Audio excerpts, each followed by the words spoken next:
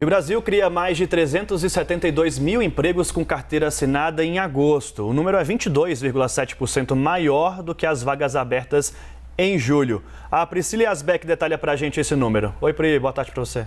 Oi, boa tarde, Dani, Má, boa tarde a todos que nos acompanham. Esses são os dados do CAGED, que é aquela pesquisa de emprego do Ministério do Trabalho que mostra os empregos formais. Lembrando que nessa semana também vai sair o dado do IBGE, da PNAD, que mostra os empregos formais e informais. Então, esses dados do CAGED divulgados hoje mostraram que o país criou 372 mil vagas, foi o 8º mês com saldo positivo de criação de vagas aqui no país. E aí, no acumulado do ano, de janeiro a agosto, o país gerou 2.200.000 empregos formais. Para a gente contextualizar esses números, é importante ver o que está acontecendo no mercado de trabalho de uma forma geral.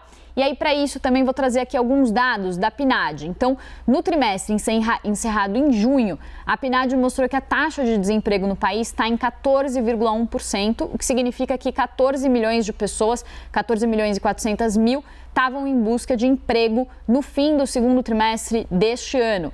Antes da pandemia, vale falar, os desempregados eram 12 milhões e 700 mil. Então, a gente tem uma regressão em relação ao patamar pré-pandemia. E aí, um outro dado interessante também sobre emprego é observar o dado sobre a população subutilizada, que engloba tanto os desempregados quanto os subocupados, que são aquelas pessoas que gostariam de trabalhar mais horas, mas não conseguem, os desalentados, que são aquelas pessoas que desistiram de buscar trabalho porque não estão encontrando, e também aqueles que gostariam de trabalhar mais, mas são impedidos porque precisam cuidar de um familiar, mulheres que, por exemplo, precisam cuidar dos filhos. Somando esses três grupos, tanto os desempregados, os subocupados, quanto os desalentados, esses grupos que gostariam de ter mais trabalho e não têm, os dados do IBGE mostram que falta trabalho para 32 milhões de pessoas hoje no país. Antes da pandemia, esse número estava em 24 milhões, então também é um número